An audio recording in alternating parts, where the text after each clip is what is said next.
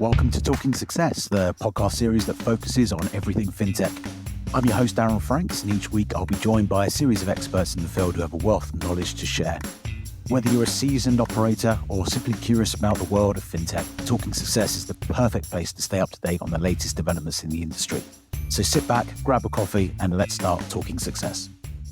Hi everyone, welcome to another episode of Talking Success. We're carrying on the theme for the last few weeks about payments. Obviously fintech and financial technology is a lot broader than just payments, but that's really what drives the ecosystem, certainly here in South Africa and Sub-Saharan Africa. So I'm delighted to be joined by Kumaran Selvarajalu from the Banking Association of South Africa. We first met mid-part of last year at the FinTech Association launch. I think we were sitting next to each other and had some dinner. So it was nice to meet you. And then we've seen each other at a couple of events thereafter. So I'm delighted Kumaran can join us. I think just to sort of preface this conversation, I mean, over the last decade or so since I've been involved in the world of sort of fintech and payments, pretty much every event that I go to, or have been to, I should say, there's always this banks versus fintechs and fintechs versus banks and fintegration and, you know, all of these kind of buzzwords that crop up. And I think, I mean, from a South African context, I think we're actually seeing that now. We're seeing sort of banks working really closely with fintechs. We're seeing fintechs acknowledge that they need banking partners in order to really, be compliant and use the rails and use the various different infrastructures that banks provide. So we're seeing a shift in dynamics, which I think is a fantastic thing. I'd love to delve a bit deeper, but before we do, perhaps you can give a quick 2-minute summary on who Kumaran is and what Banking Association is, and just tell us all a little bit more about you and BASA. Yeah, sure. Hi, Darren. Thank you for inviting me onto this. It's an absolute honor to be on the show with you. And every time I see you, you seem to be running around coordinating something for the FinTech Association. So I'll start with the Banking Association. We're a trade body. We are made up of member banks, and our purpose is very simply to represent the interests of the banks in South Africa. We do that by talking to various stakeholders, being aligned to South African need, where the country is going, and we do it as, what I love to say is that associations bring together the good and the vision and the purpose for industries. And I think we help with that. We help bring together the direction of the industry. We help articulate that with policymakers, regulators, with other associations like FINASA, with PASA, numerous associations. And I think it's particularly important to do that. Otherwise, it's just noise, right? And it helps towards building a vision statement, because we've got lots and lots of things that we want to do. But are we taking the country forward? In 10 or 15, I'll talk about that more in 10, 15 years' time. I'll be long retired. So will someone have to pick up the mess that I've left if I haven't helped set up a foundation to take the country further? None of these things are solved in short, simple lifespans, right? They're all cross-generational things that take a long time to go. My personal experiences, I've been involved in banking and payments for about 25 years, I think now. I used to be at PASA at some point in time as a councillor there. I worked for one of the large banks, First Rand Bank, as their subject matter expert for payments. But I hate the term expert, by the way. Knowledge changes too rapidly for anyone to call themselves an expert. So at this point in my life and career, I'm wanting more to be a change catalyst and to hand things over to the next generation. Amazing, thank you. And going on sort of that in terms of change, I was looking at the list of stakeholders or banks that you obviously represent at BASA. And I was obviously, my eyes were drawn to the sort of the neobanks and the challenger banks. And we've got Time Bank there, we've got Discovery. I think I saw Bank Zero, but I can't remember. So we're seeing a lot of movement and a lot of evolving in terms of banking, certainly here in South Africa with the neobanks and their digital banks. From a payments perspective, because I know that's the area that you focus on, is there any difference between the work that a fintech enabled, so a neobank or a challenger bank does in payments versus a traditional bank, an ABSA or an FNB, for example? Yeah, so I'll start off by saying the banks are fundamentally different creatures, right? No two organizations, can you look at them and say, well, these two organizations are going to do the same thing tomorrow. That's the nature of business. It's the nature of competitive advantage. It's the nature of human beings, right? We all do things slightly differently. The terms fintech, neobank, challenger bank, I find interesting because they tend to want to box things up into spaces. And I remember being at, I think, one of your conferences where Time Bank was invited, and it was very interesting for me because we'd just spoken about fintechs, and Time Bank was brought up on the stage. And I go, when we actually move away from the labels and we look at what's under the hood, right? These things start seeming very similar and also very different at the same time. So, I mean, the challenges is maybe, a more interesting thing to focus on. You get the banks that have been around for a long time, who have the benefit of experience, but also have to carry fixed cost and infrastructure and things that they've got to take into the future. So they've got to sweat that out. But they do come with this practical understanding of this really complex environment. So they've built processes and they've stitched them together. Then you get the newer players, and this is true of any industry, right? You get the newer players that come in and they are able to engineer their architecture from scratch. Often the people that are in those environments have come from the legacy environments. So they look at the problems that were faced in those environments and immediately, right, start to say, okay, I've always wanted to solve this, right, but I couldn't do it on that mainframe. Now I'm going to do it in this new thing. And, I suppose a simple thing would be to say, like, let's create a general ledger that looks at cryptos or something like that, right? But there's a balance between them because on the one side, you've got this operationally resilient engine, right? And however you look at it, it is able to deliver the product, right? And we can say, yes, it's old technologies and things like this.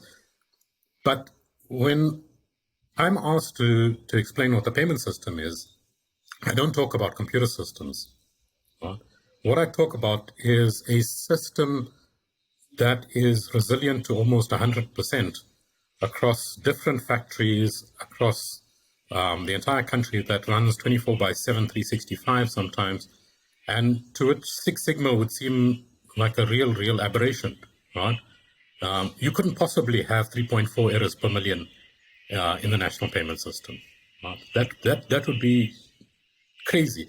But to build up that kind of low error rate, that's a diminishing return curve. You've got to invest in that over a huge period of time to be able to tweak all those rules and business practices and processes.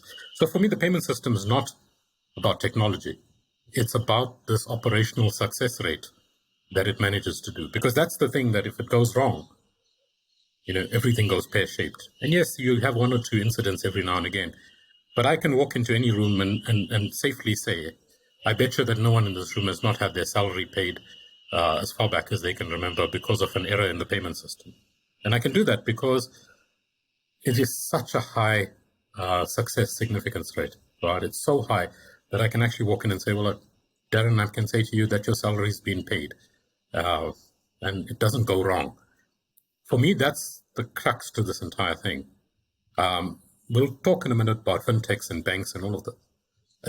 I think they're wonderful. I have a huge amount of I'll use the word excitement for the fintech industry, right? And I wish I was 30 years younger. I love what's going on. I love the new ideas. I love all of them. But we mustn't see it as simply an end state that we're going to build Starship Enterprise and everything is going to be done. Because in doing that, what's the lag time to do that? And how long will that lag time take? And and which area of the economy or society gets, held back because of that, right?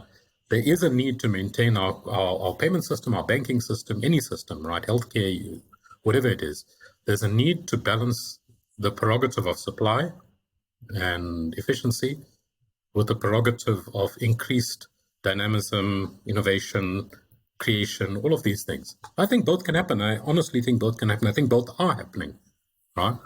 The question is now, how do we pull this all together and take it forward? So I'm less about the end state and saying, banks will win or fintechs will win. I don't think it's about that, right? There have been 3 industrial revolutions so far. Banks have started off as one thing on the left of an industrial revolution and emerged as something entirely different in terms of capital structure, markets, products, everything, right? So they are inherently very adaptive entities, right? Because they track the economy. They understand how to adapt to the changes in credit and the changes in flows of money, right? And they'll adapt to to CBDCs and things like that as well, because that's what banks are built to do. Surplus units go to deficit units, and they are able to act as an economic function across the market. So my personal feeling is banks will adapt, right? But I'm not saying this particular bank, will be X size in 5 years' time. I don't know, right? No one knows the answer to that. But I think banks are highly adaptive by nature. It was interesting. I was at a masterclass event Friday, actually, in Santon, and there was a gentleman from Nedbank, albeit he was there in his own personal capacity and not necessarily representing a Nedbank. And he was talking about the evolution of not necessarily banks as we know them, so traditional banks, but neobanks and challenger banks. And sorry to come back onto that, but it's quite an interesting topic. On the fact that when they first came out, if you look at someone like a Revolut in the UK, it was first kind of effectively a wallet. I mean, it really didn't have much more functionality beyond that.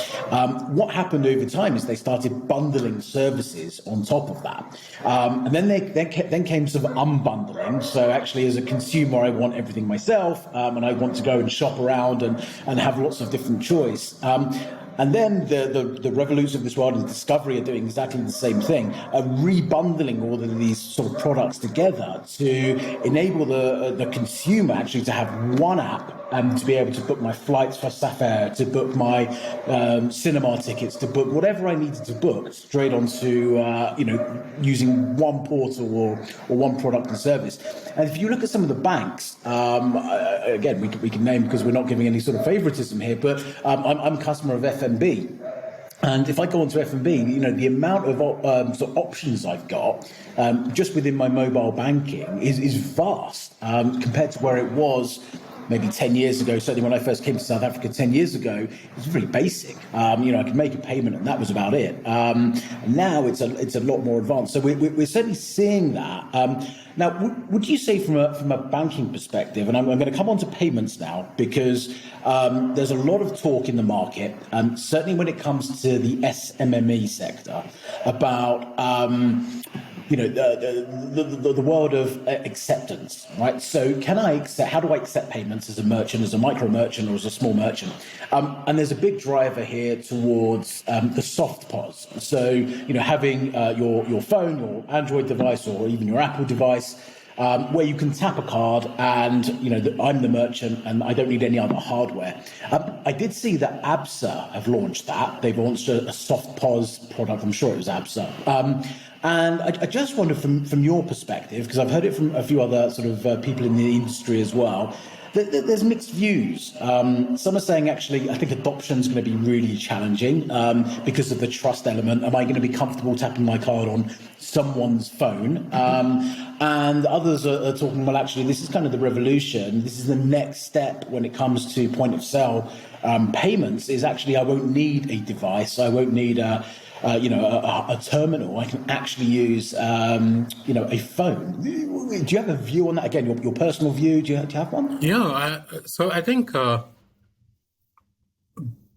central banking is typically a supply side strategic environment, right? It delivers, it covers the entirety of the population. It delivers a huge amount of functionality.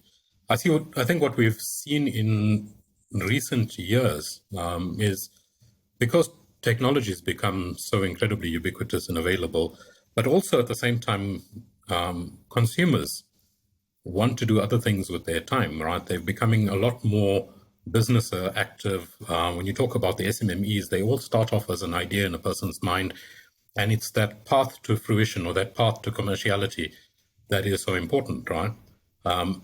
And countries that can enable that to happen faster and more efficiently whilst keeping the bad guys out, to my mind, are countries that are specifically, not looking at any particular technology or anything like that. They're positioning themselves really well, right? So, because I think what we're finding is this amalgam between the digital world and the physical world, and what we find is like, often there's a desire to extrapolate from one into the other, but I think this digital world is something entirely different, right? I think the countries that are beginning to understand this are not focusing on payments. They're not focusing on the elements of it, the silos. They're beginning to recognize, and I think the Indians might be getting this right. They're beginning to recognize the benefits of digital society and unlocking economic potential from the market, because we're playing in a big numbers game. Now, when you play in a big numbers game, globally, locally, you have to generate ideas faster, because it's the only way you're going to keep up with the rate of pace of change. And by enabling the market, to enable the demand side to actually generate these ideas and allow the likes of Fintechs and even SMMEs and whatever it is to pull together tools that allows that movement from an idea into execution, into generating a tiny little percentage of the GDP for the country, that's particularly important. So if it happens on virtual POS devices, however that happens, right, I think the Spartan model is really important. That's how the free market operates. You need trial, error, sometimes failure, sometimes success, and you need each generation to look at this and go, I'm going to do it slightly better, right? And I'm going to fix the loophole in this. That's how the model works. So when we come specifically into that environment, I think there's a huge amount of opportunity that is coming out of the cash environment, right?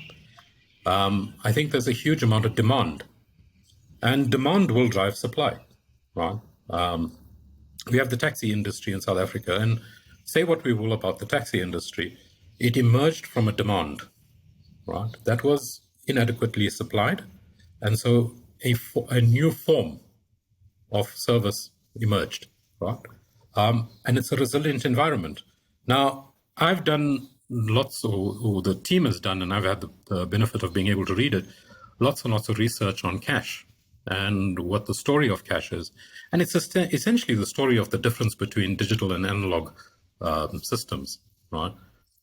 The belief that you can simply replace an analog system with a digital system is highly flawed, right? It might happen, right? But it's not a one-to-one match. Since 1955, people have been saying this is the end of cash, it's disappearing. And what we learn is it's 2,500 years, it's incredibly rational, it's incredibly highly evolved. What happens in these markets needs a lot of consideration to business case and not just to technology. Right? How do you stitch it together? The acceptance that you talk about, it's not simply about one merchant accepting, it's about the ecosystem that merchant and his customers are in, because that merchant is also a customer somewhere else, right?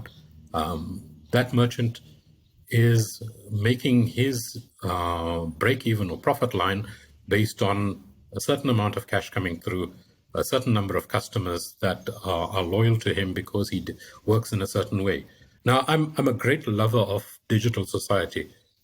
I think it's incredible. I've been playing with ChatGPT. I can't get enough of the thing. It's amazing, right? But I look at it and I say, I'm not this smart, right? But I have a 5G connection and I'm able to access this tool. And if you put me in the room with someone who doesn't have that, yes, I am smarter than they are, right? So that now, there's supposed to be an economic, one of the truths of economics is that technology is supposed to increase productivity. Right? But we're not seeing that overall. What we're seeing is there's a correlation between technology adoption and the digital divide, right? And that's dangerous, It's very dangerous because ultimately that places society in a position where we've got to address this, right? But what do? Roll back the technologies? So you've got to start off with this vision and purpose in mind.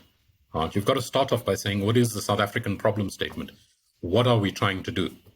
Right? And I will maintain, I'm a programmer. There are very few things that technology can solve. Right? If you've got a bad business case, it will remain a bad business case. The technology is not simply going to transform this into a good business case.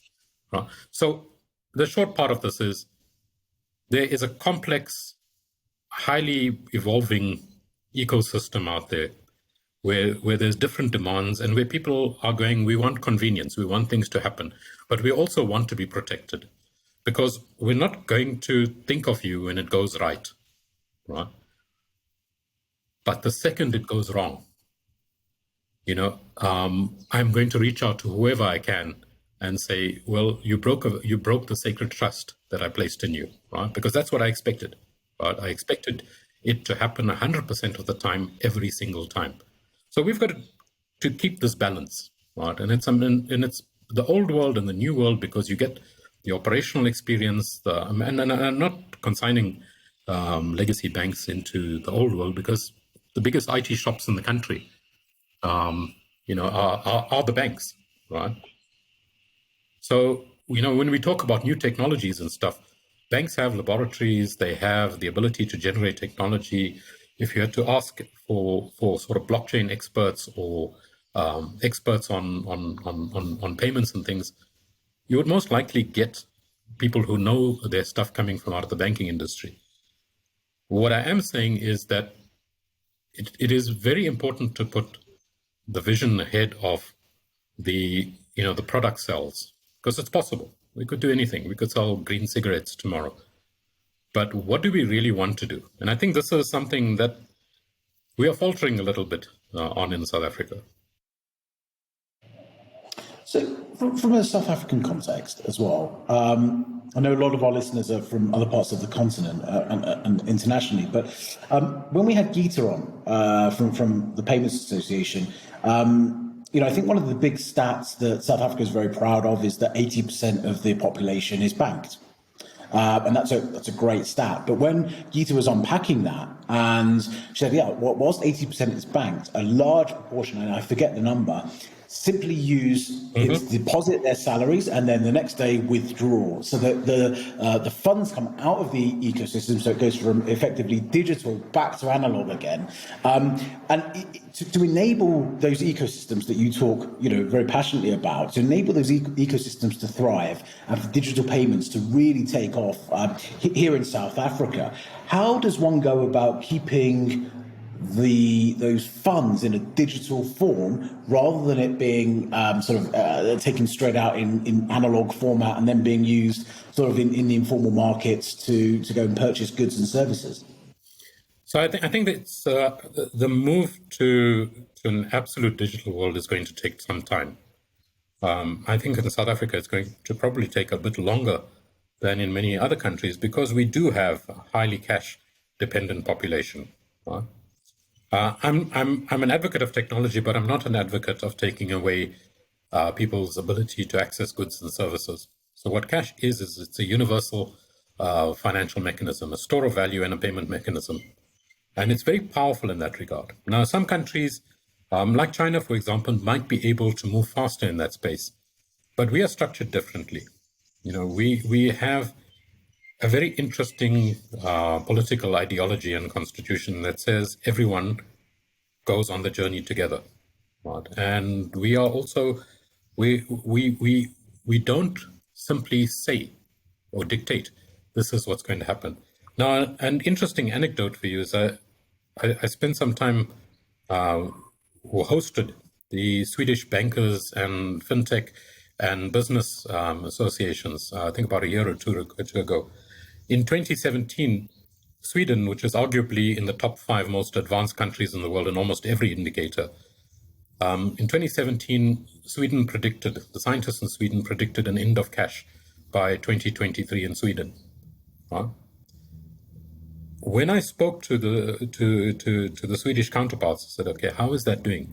how well is that going? And they said, no, they've had to backtrack on this. And in this highly advanced country of only 6 million people, where their form of a social grant is literally to give extra money from the tax receipts back to citizens, right? They had to put the brakes on that and, in fact, actually move in the opposite direction, where the regulators had to come in and say, no, cash will remain available to those who want it. Now, if I'm not saying Sweden is a better country, but if we look in terms of states of advancement in certain things, right, Sweden is an advanced economy. If Sweden is at that point, right, why would anyone make the assumption that we could simply move away from cash anywhere else? And empirically, it's not been happening, right? We heard immediately after, or shortly after cards were introduced in the United States, there was a huge thing saying, well, that's it, that's the end of cash, it's gone. Right? We then heard in 2007, The Economist magazine said, we predict the end of cash. Right? And why is it that it is so difficult empirically, or why has no one actually arrived at that point yet? Even in China, there's still cash. And we're talking about a very different type of system than we have in South Africa. Right? So I think what is important is to move away from cash, but do it on a graduation path, so that people are taken along the journey and we don't create an exclusion from the digital environment for groups of people, which happens, right? I have a smartphone and I've had a smartphone for 20 years. So what that means is I have access to things that people who don't have access to smartphones have, right? I have fiber in my home. But we've got to be on that path, and it's got to be part of the vision is to say, let's take everyone on this journey. So I don't see cash disappearing in a long while in South Africa, but I do see huge improvements happening in that side of the market, right? I do see the Fintechs, the cash book management, the ability to help businesses become more risk averse or more entrepreneurial. I see all of this happening, and you'll see the banks are doing similar things as well. They're not just providing products anymore. They're now saying, well, how can I de-risk the customer in his entrepreneurial venture? So the SMME is not just, well, here's a loan, take it and go with it. How can I help you make that into a success? Because that's what business is, right? You don't want to be in business, take a couple of short profits and walk away from it. You want to be in a nice long-term business that creates something institutional over years. And that's what we're seeing. That's what I'm seeing the banks doing is they grow. And definitely the Fintechs. I mean, they go into these environments, they look at it and they say, okay, I can get the business tomorrow. That's easy. The technology is sexy. It does everything. You swipe left and something happens and all of that. Can I hold on to that business? Right? And if that guy if that guy I've given business to, how much more value to me is it? If his revenue base, if his turnover, if I form a partnership with him and his turnover actually becomes something huge after a while. So it's not a sausage factory. It's nurturing. Right? It's creating something. The economists will call it value creation. It's very, very important.